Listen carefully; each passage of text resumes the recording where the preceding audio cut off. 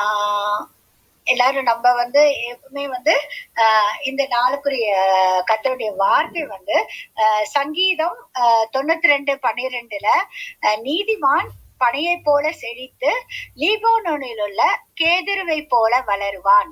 ஆமேன். ஆண்டவர் இன்னைக்கு நம்மள சொல்றாரு, நீதிமான் நீங்க செழிப்பீங்க, நீங்க வளருவீங்க, வளர்ந்து அவ்வளோ ஒரு செழிப்பா நிப்பீங்க அப்படின்னு சொல்லிட்டு ஆண்டவர் நமக்கு நம்மளெல்லாம் நீதிமான்கள் நம்ம. சோ ஆண்டவர் நம்மள இந்த ஒரு ஆசீர்வாதத்தை பனையை போல செழித்து வளரக்கூடிய ஆசீர்வாதத்தை இந்த நாள்ல ஆண்டவர் நமக்கு கொடுக்கிறாரு.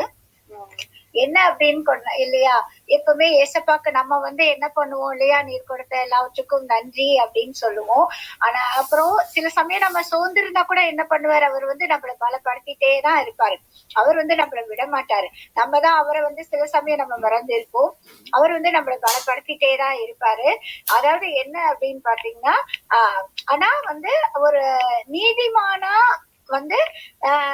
தேவனுடைய பிள்ளைகளா மாறி இருக்கிற நீதிமான்களா இருக்கிற அவர்களுடைய வாழ்க்கை எப்படி இருக்கும், அவர்களுக்கு கொடுக்கிற ஆசீர்வாதம் என்ன, அதாவது கர்த்தர் நமக்கு என்ன ஆசீர்வாதம் வைத்திருக்கிறார் அப்படின்னா, இந்த சங்கீதம் 92:12 நீதிமான் பனையை போல செழித்து லீபோனில கேதுருவை போல வளருவான்.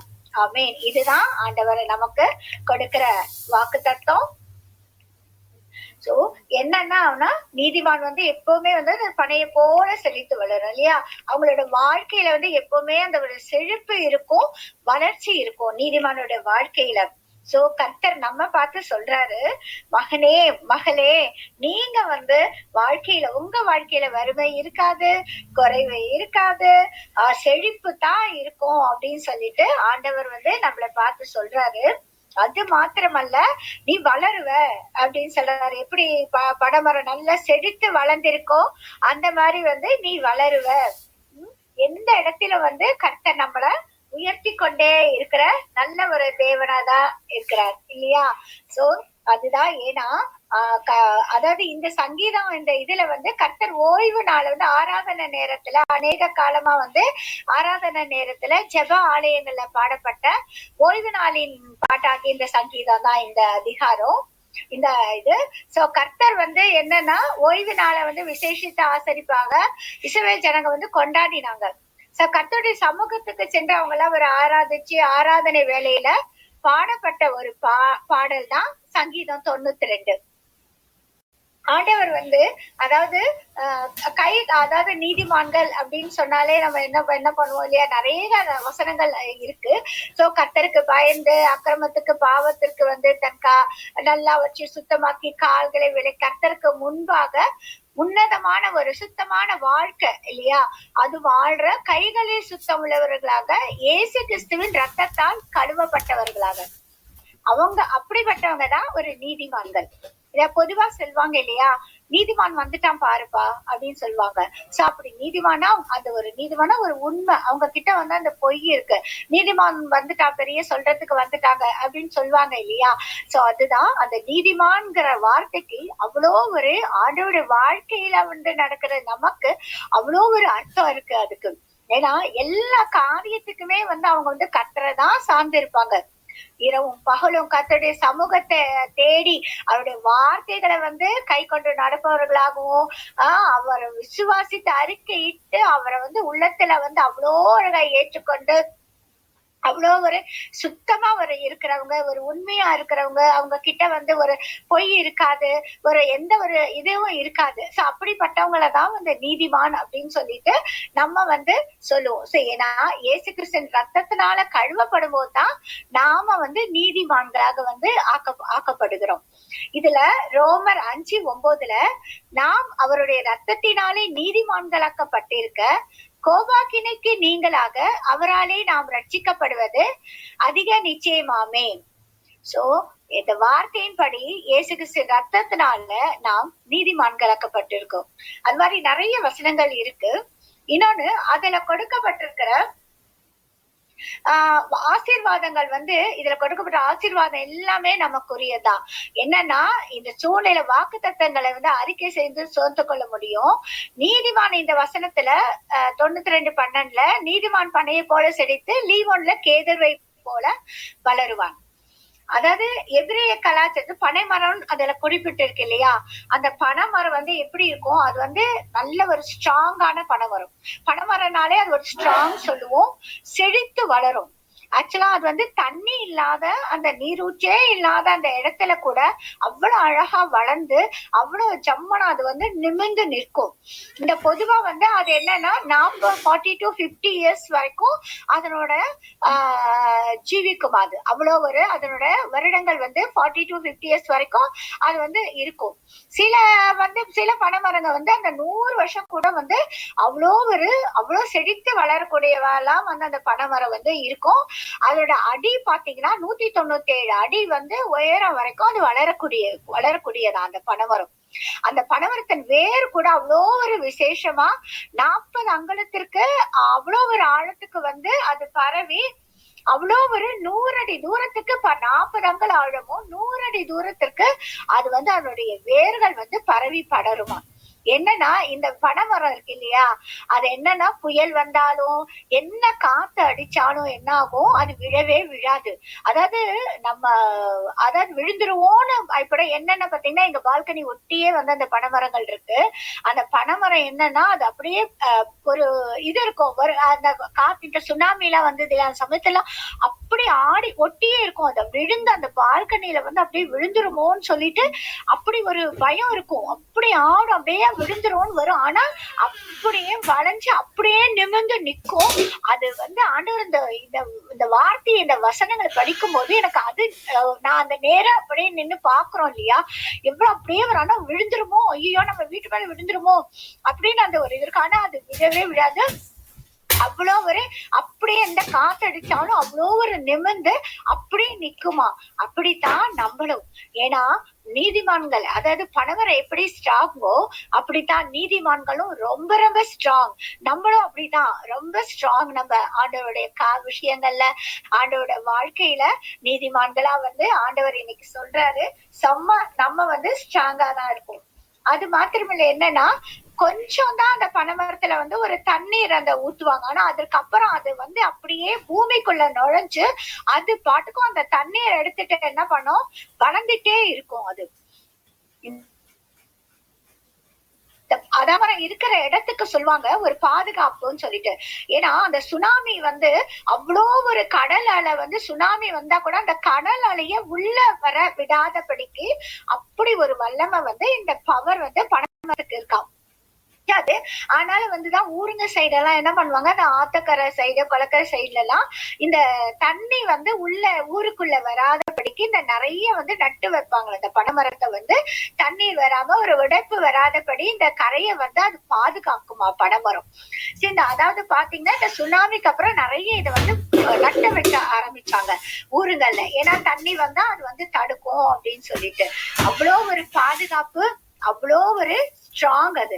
அதாவது நம்ம நீதிமானா நம்ம இருந்துட்டோம் சொன்னா என்ன ஒரு சுழற்காத்து அடிச்சாலும் சுனாமி வரலாம், எங்க வந்து வெள்ளம் வரலாம். ஆனா நம்மள ஒண்ணுமே வந்து நீதிமானா நம்ம என்ன பண்ணுவோம், அப்படியே நிப்போம், அப்படியே எழுந்து. நம்ம வாழ்க்கையில கூட அப்படித்தானே எவ்வளவு ஒரு கஷ்டங்கள், எவ்வளவு போராட்டங்கள் இல்லையா, நம்ம நிறைய வந்து இன்சிடென்ட் எல்லாம் நம்ம இது பண்ணிருப்போம், பார்த்திருப்போம், நடந்திருக்கும். ஆனா அவ்வளவு அழகா ஆண்டவர் வந்து நம்மள இப்பவும் அவ்வளோ ஒரு சாட்சி உள்ளவர்களாக அவ்வளோ ஒரு அழகா நம்மள வந்து நிக்க வச்சுதான் இருக்காரு ஏசப்பா இல்லையா. அவ்வளோ ஒரு அந்த பனைமரம் எப்படி செழித்து வளருதோ அந்த மாதிரி நம்ம அப்படியே செழித்து வளர்ந்து நிப்போம் தான் ஆண்டவர் வந்து சொல்றாரு. அதாவது பனைமரத்துல அப்படி பாத்தீங்கன்னா நிறைய பொருள் எல்லாம் வந்து அது வந்து வேஸ்டே கிடையாது. அது என்னன்னா அதுல இருக்கிற ஒவ்வொரு திங்ஸுமே வந்து அப்படி வரை யூஸ் பண்ணுவாங்க. என்னன்னா அந்த பதநீர் எடுக்கிறது, அந்த பனக்கற்கண்டு இல்லையா, அதெல்லாம் பதப்படுத்தி அதை எடுக்கிறது, அது பண்ணுவாங்க. அதுக்கப்புறம் பாத்தீங்கன்னாக்கா அந்த கொட்டைய அதை போட்டா அது பனங்கிழங்கா வரும். அது கிடைக்கும். அப்புறம் ஓலைய கூரை மேய்ச்சி அது ஒரு வீட்டுக்கா பாதுகாப்பா அந்த கூரை போட்டு வீட்டுக்கு ஒரு பாதுகாப்பா அதை அமைக்க முடியும். அத நாரை எடுத்தா என்னது ஏதாவது கட்டுறணும், அந்த பனைமரத்தோட நாரை எடுத்து கட்டுவாங்க. அந்த நாரும் அவ்வளவு ஹெல்ப் ஆகும். மரத்தை எடுத்தா கூட அந்த வெட்ட மரம் கட்டுவதற்கு அந்த உத்திரமா ஒரு வீடு கட்டுறதுக்கு உத்திரமா அதை போடுவாங்களாம் அந்த மரத்தோட இதுவை. சோ எதுவுமே அந்த பனைமரத்துல வேஸ்டே ஆகாது. நம்ம வாழ்க்கையில அப்படித்தான், எதுவுமே வேஸ்ட் கிடையாது. ஆண்டவர் நம்மள அவ்வளோ எப்படி பனைமரம் இருக்கோ அந்த மாதிரிதான் ஆண்டவர் அவருடைய ஆசீர்வாதம் வேஸ்ட் கிடையாது. எல்லாமே நம்ம வாழ்க்கையில செழிப்பு தான். ஆண்டவர் கொடுக்கிற அந்த வாழ்க்கையில நமக்கு செழிப்பு தான் ஆண்டவர் சொல்றாரு. ஏன்னா அவ்வளோ ஒரு செழிப்பு இந்த ஆண்டவர் இன்னைக்கு கொடுக்கிறாரு. ஒரு நிமிஷம்.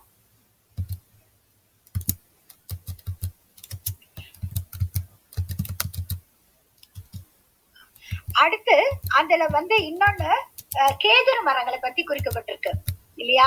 சோ அந்த கேதுரு மரம் என்னன்னா, அதாவது பொதுவா அந்த பனைமரம் கூட சொல்லுவாங்கல்ல, எப்படி பனைமரம் மாதிரி வளர்ந்து நிக்கிறான் அப்படின்னு சொல்லுவாங்களே ஒரு ஹைட்டா இருக்கிறவங்க எல்லாம் பார்த்துட்டு. ஆனா அப்படி எல்லாம் சொல்லும்போது நமக்கு அவ்வளவு ஒரு இது தெரியாது.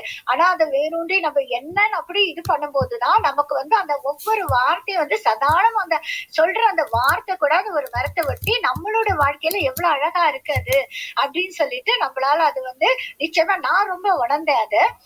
அடுத்து அப்படி பாத்தீங்கன்னா கேதுரு மரம் இந்த வசனத்துல அடுத்த ஒரு பாட்டுல கேதுரு மரம் குறிக்கப்பட்டிருக்கு.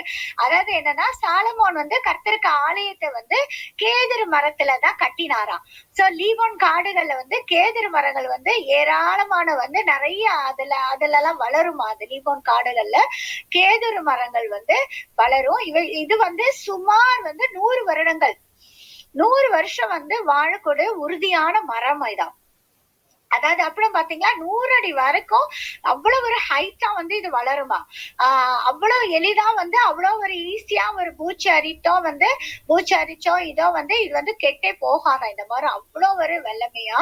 அதே இந்த இதுல இயேசு கிறிஸ்துவின் மகிமை அந்த மாதிரி இருக்கு கேதுரு மரங்களுக்கு. இப்படியாக ஒப்பிட்டு அந்த ஒரு உன்னத பாட்டு 5:15 எழுதப்பட்டிருக்கு. அவர் கால்கள் பசும்பொன் ஆதாரங்களின் மேல் நிற்கிற வெள்ளைக்கல் தூண்களை போல இருக்கிறது.